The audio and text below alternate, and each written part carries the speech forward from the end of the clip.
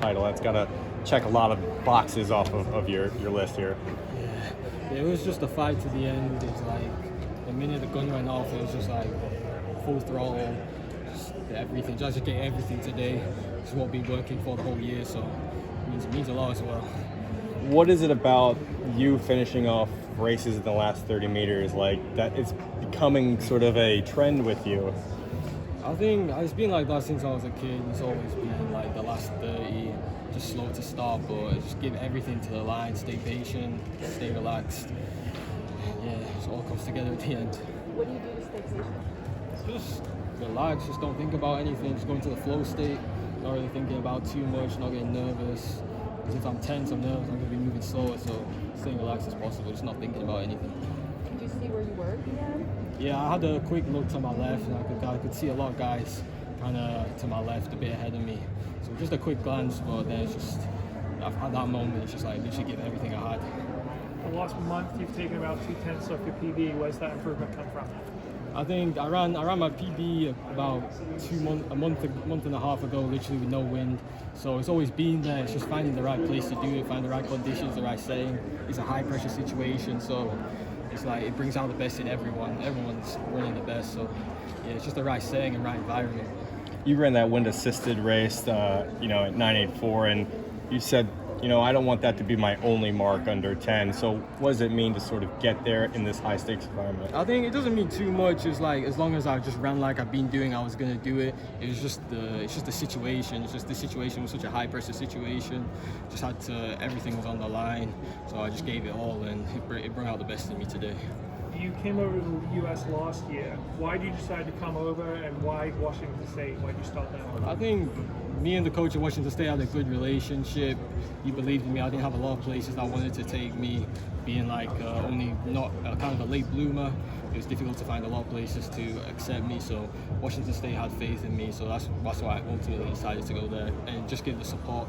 I didn't have no support in the UK. I was just a regular student in like a small place without an athletics track. So I had to go somewhere with facilities and coaching. Were you still training then? Like they didn't have a track. Where were you running? So I would travel. I'd get on the bus to the nearby track. It was about 30-minute ride. So I'd just get on the bus to the track twice a week or so, and I would train there. But I was mainly focused on my studies, to be honest. So. Yeah. What school was that you were at? Lancaster University. Yeah. And you were a pretty good golfer right here growing up as well. Yeah. Like when did you switch to athletics? When did you realize that was going to be the sport? I was always doing athletics, but it was always in the background of golf. So I kind of around 16, I kind of quit golf and decided to focus on my studies and kind of just keep doing my track and field, and it took me here. Was that a tough decision for you? Not really, no. I wasn't like, there was a lot of people around me a lot better than me, so it was kind of had to at that point. Did Carl give you any thoughts after this performance? I mean, obviously he communicates to you a lot. What did he say? It was like the same. I've done the same thing now for like since Penn.